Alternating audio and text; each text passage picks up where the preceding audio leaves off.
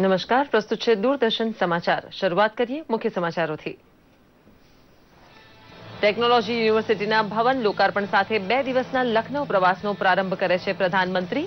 ઔષધ સંશોધન કેન્દ્રના કેમ્પસને ખુલ્લું મૂકવા સાથે આવાસ યોજનાના લાભાર્થીને ચાવી પણ અર્પણ કરશે। કાલે વિશ્વ યોગ દિવસની ઉજવણીમાં ભાગ લેશે। સંસદ ભવનના સેન્ટ્રલ હોલમાંથી 30મી જૂનની મધરાતે જીએસટીનો મંગલ અમલ શરૂ કરાવશે રાષ્ટ્રપતિ। આઝાદી પછીના સૌથી મોટા કરવેરા સુધારાને વધાવી લેવા ઐતિહાસિક સમારંભ યોજશે મોદી સરકાર।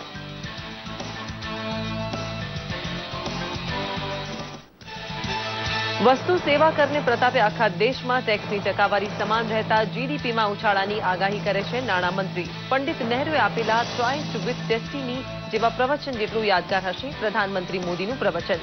આઝાદીની મધરાત જેટલો જીવંત અનુભવ કરશે સેન્ટ્રલ હોલ।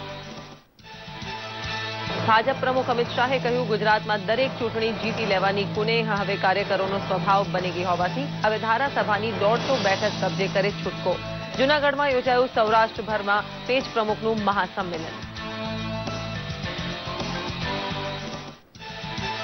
ભાજપ કાર્યકરોની વિશાળ બાઇક રેલી વડે અમિતભાઈનું દબદબાભર્યું સ્વાગત કરે છે જૂનાગઢ। સહકારી બેંકના નવા ભવનનું ભૂમિપૂજન કરવા માટે ભાજપ પ્રમુખ સાથે જોડાયા મુખ્યમંત્રી વિજય રૂપાણી અને પ્રદેશ પ્રમુખ જીતુ વાઘાણી।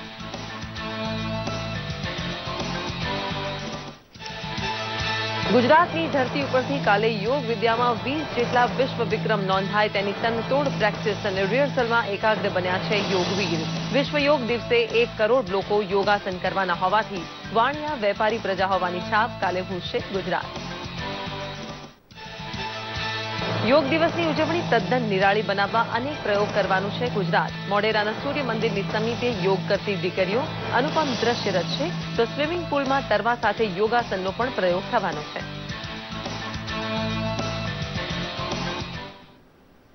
સમાચાર વિગતવાર જોઈએ। પ્રધાનમંત્રી નરેન્દ્ર મોદી આજથી લખનૌની 2 દિવસીય મુલાકાતે પહોંચ્યા છે। પ્રધાનમંત્રી મોદી આજે જાનકીપુરમાં કેન્દ્રીય ઔષધિ સંશોધન સંસ્થાના નવા સંકુલનું ઉદ્ઘાટન કર્યું હતું। પ્રધાનમંત્રીની મુલાકાત પ્રસંગે સંસ્થા દ્વારા વિકસાવવામાં આવેલા 3 નવા ઔષધ લોન્ચ કર્યા હતા। સંસ્થાના આ પ્રસંગે એક પ્રદર્શનનું આયોજન પણ કર્યું હતું। ઉત્તર પ્રદેશના રાજ્યપાલ અને મુખ્યમંત્રી તેમની સાથે હતા। પ્રધાનમંત્રીએ અબ્દુલ કલામ તકનીકી વિશ્વવિદ્યાલયની નવી ઇમારતનું પણ ઉદ્ઘાટન કર્યું હતું। તે પછી પ્રધાનમંત્રી Narendra Modi Lucknow Kanpur DC transmission line પણ દેશને સમર્પિત કરી હતી। પ્રધાનમંત્રી આવાસ યોજના અંતર્ગત તૈયાર થયેલા 20 આવાસના ફાળવણી પત્ર પણ એનાયત કરાયા હતા।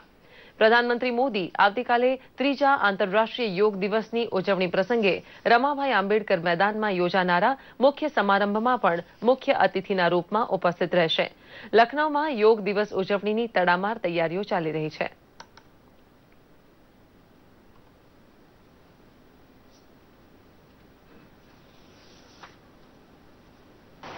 आज मुझे इस टेक्निकल यूनिवर्सिटी के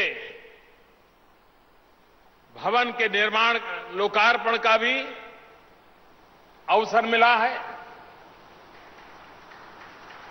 डॉक्टर एपीजे अब्दुल कलाम के साथ इसका नाम जुड़ा हुआ है। मैं नहीं मानता हूं कि तकनीकी जगत के लिए डॉक्टर एपीजे अब्दुल कलाम से बड़ा कोई प्रेरणा का नाम हो सकता है।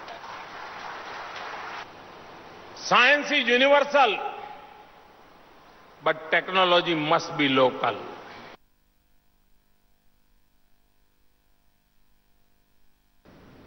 વસ્તુ સેવા કર એટલે જીએસટીનો મંગળ અમલ 30 જૂનની મધરાતથી થવાનો છે। ત્યારે અડધી રાત્રે આઝાદી મળ્યાની ઘટના સાથે તેની તુલના થવી સ્વાભાવિક છે। 1947ની 15મી ઓગસ્ટનું પરોળ ઉગે તે પહેલા પંડિત નહેરુએ ટ્રાઇસ્ટ વિથ ડેસ્ટિની જેવી શબ્દાવલીની ઉલ્લેખ સાથે આપેલું પ્રવચન અમર થઈ ગયું છે। ટ્રાઇસ્ટ વિથ ડેસ્ટિની એટલે કે ઉજ્જવળ ભવિષ્યને મિલન સંકેત આપવો। આટલા વર્ષે આટલી પ્રગતિ પછી ફરીથી ભારત પોતાના ભવિષ્યને મિલન સંકેત આપવાનું છે, જેના સુકાની હશે Narendra Damodardas Modi.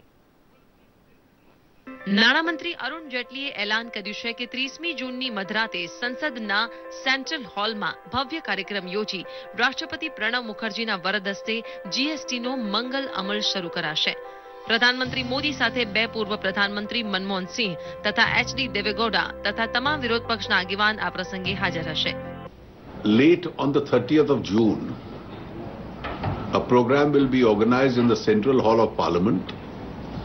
The launch will take place exactly at midnight, when the switchover takes place in the presence of the President, who has kindly agreed to be present, the Vice President, the Speaker Lok Sabha, the Prime Minister will all be there. સંસદીય બાબતોના મંત્રાલય દ્વારા આયોજિત આ કાર્યક્રમનું નિમંત્રણ તમામ રાજ્યના મુખ્યમંત્રી તથા નાણામંત્રીને પાઠવી તેમને ઐતિહાસિક ઘટનાના સાક્ષી બનવાની તક અપાશે. વસ્તુ સેવા કરની વિભાવના બની ત્યારથી સંસદમાં રચાયેલી તમામ એમ્પાવર્ડ કમિટીના જે તે સમયના અધ્યક્ષને પણ આમંત્રણ આપવાનું છે.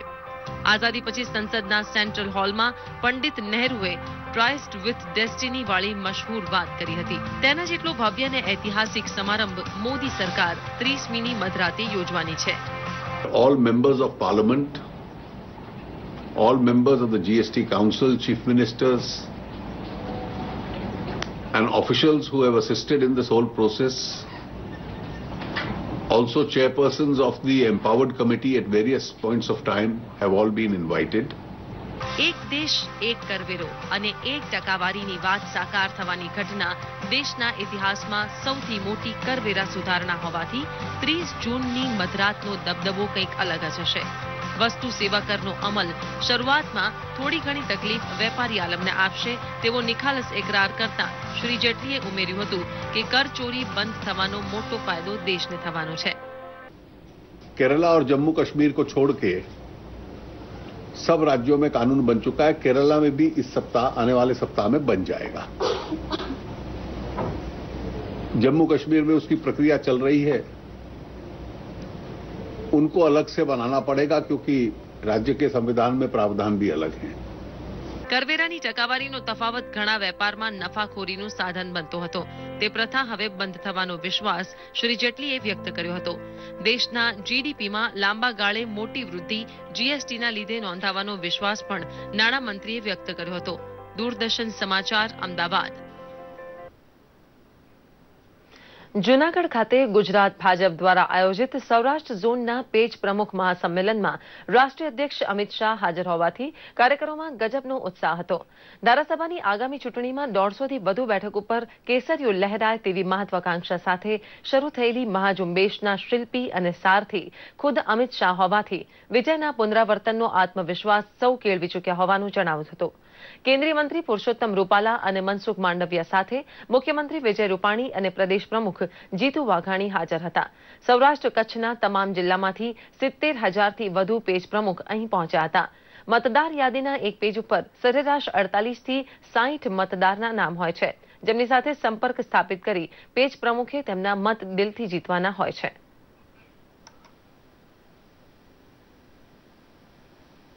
ગુજરાતમાં ભારતીય જનતા પાર્ટીના કાર્યકર્તાએ આવનારી ચૂંટણી વિજય માટે નથી લડવાની, કોંગ્રેસને મૂળ સમેત ઉખાડીને ફેંકી દેવા માટે લડવાની છે.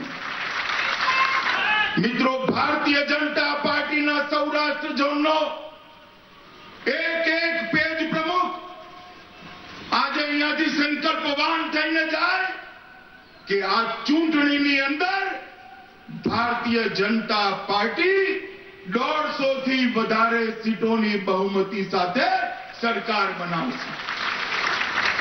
મિત્રો, હમણાં જ નરેન્દ્ર મોદી સરકારના 3 વર્ષ પૂરા થયા.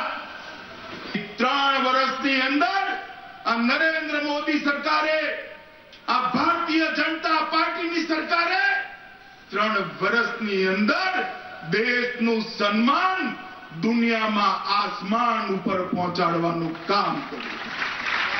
મિત્રો, ભારતીય જનતા પાર્ટીનો કાર્યકર્તા, એમની સરકાર પ્રામાણિકતાથી, નિષ્ઠાથી વિજયભાઈ રૂપાણીને વિશેષ અભિનંદન આપું છું.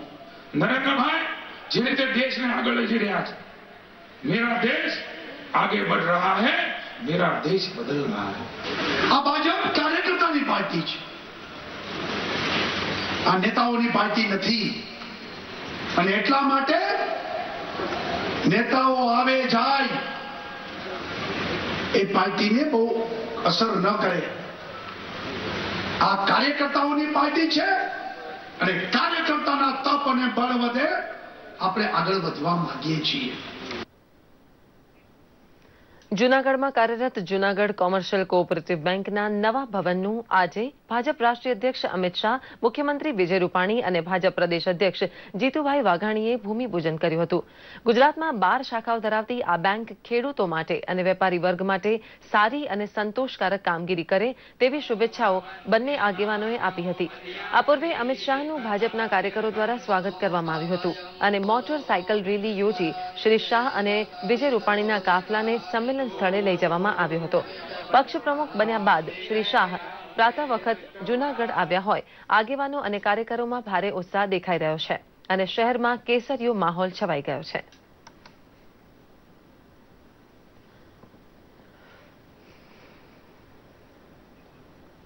રાજ્યમાં નૈઋત્ય પવનની શરૂઆત થઈ ગઈ છે, પરંતુ હજુ સુધી વરસાદ ન થતાં લોકો કાળઝાળ ગરમી અને અસહ્ય બફારાથી બેહાલ બન્યા છે.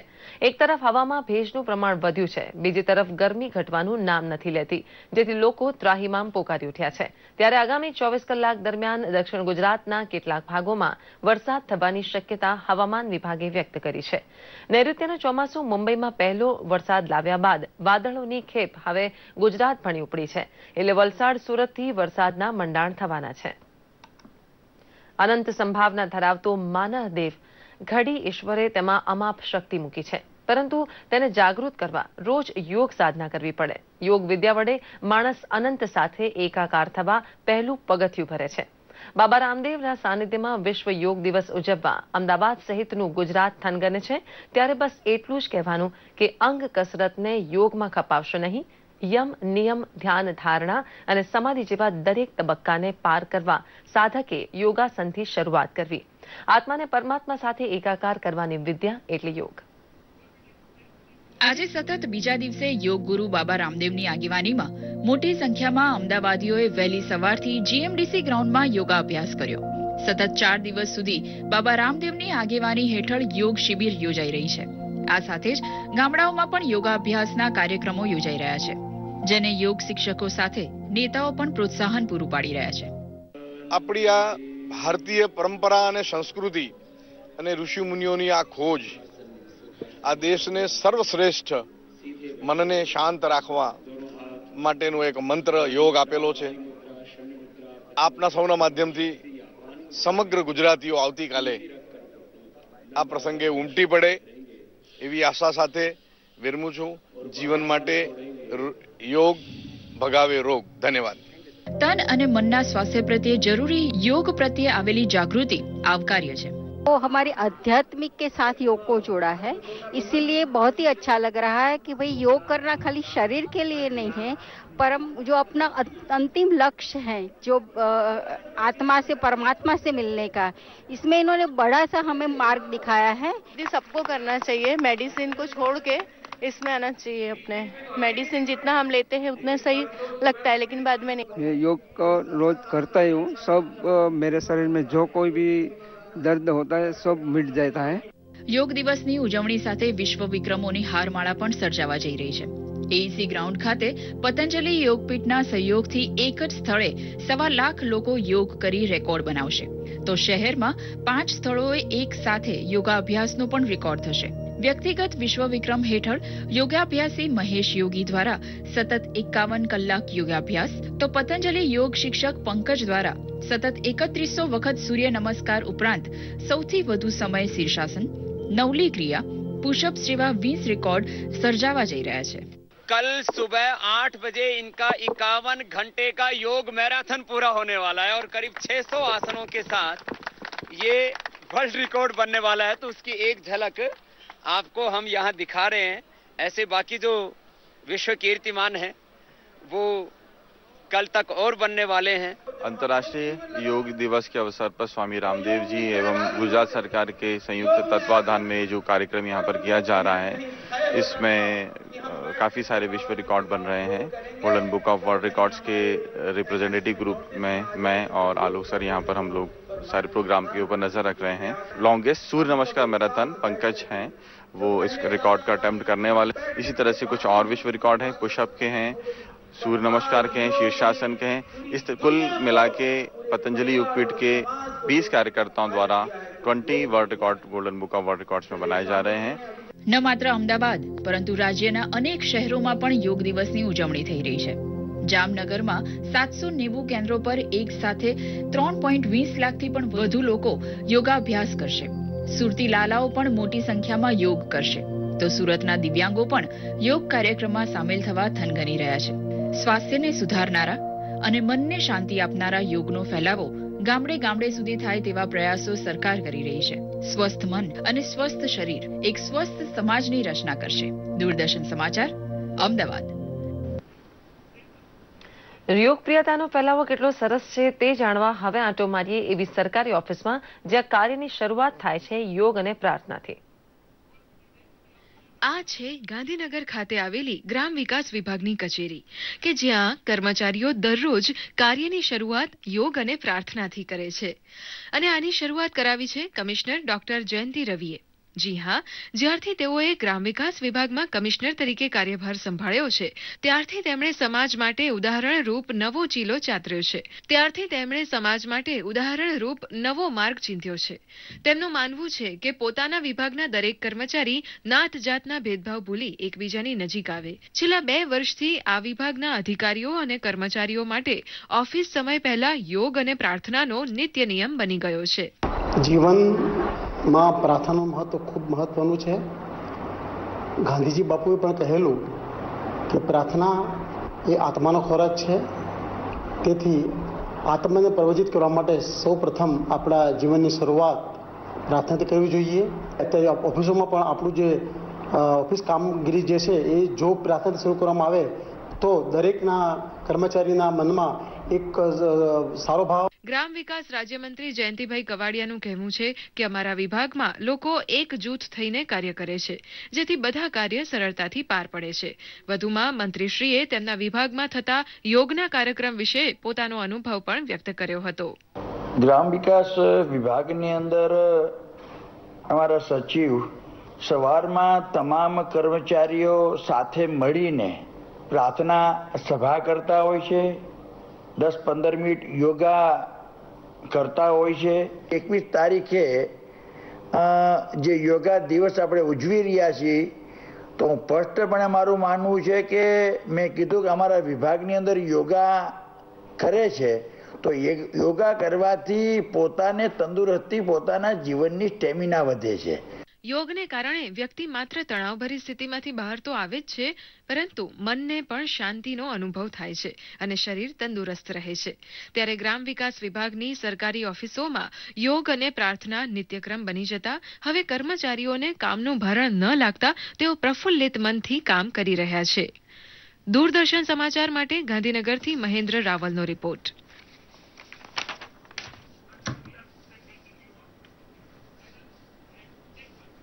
અમદાવાદ શહેરમાં પરંપરાગત રીતે નીકળતી ભગવાન જગન્નાથની રથયાત્રાની તૈયારીઓને જગન્નાથ મંદિર દ્વારા આખરી ઓપ અપાઈ રહ્યા છે।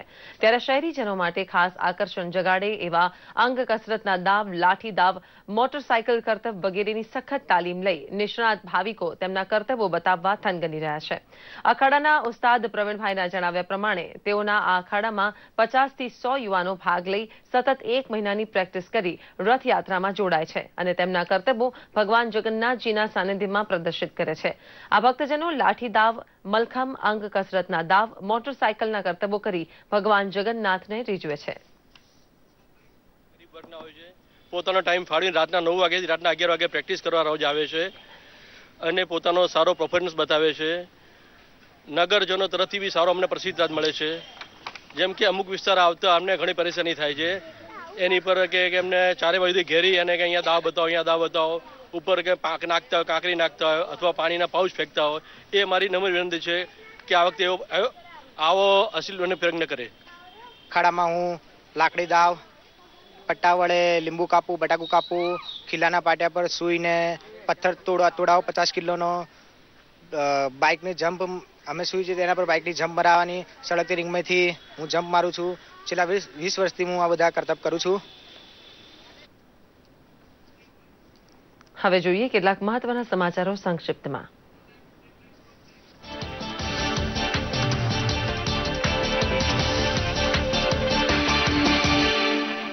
પશ્ચિમ બંગાળના દાર્જિલિંગ ખાતે ગોરખા મુક્તિ મોરચાએ આપેલા અનિશ્ચિત મુદતના બંધના એલાનનો આજે 9મો દિવસ. વિરોધ પ્રદર્શન હજુ પણ ચાલુ, શાંતિ બહાલીના સઘન પ્રયાસ.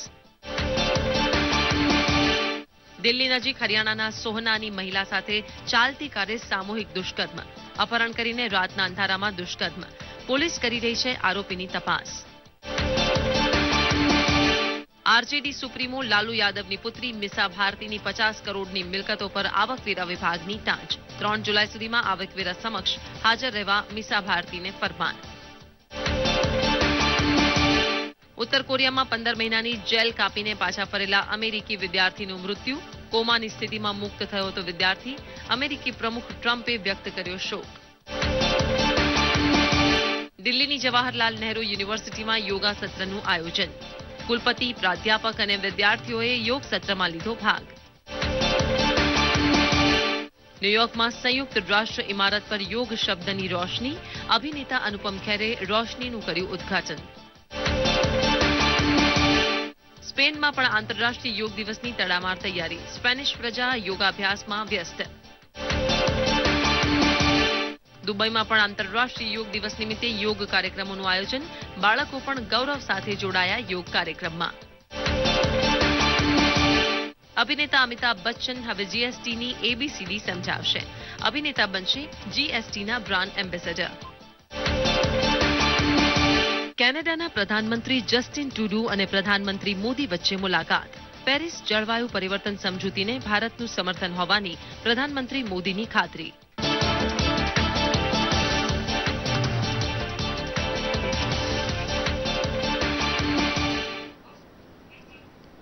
આ સાથે જ આ બુલેટિન સમાપ્ત કરીએ છીએ. નમસ્કાર.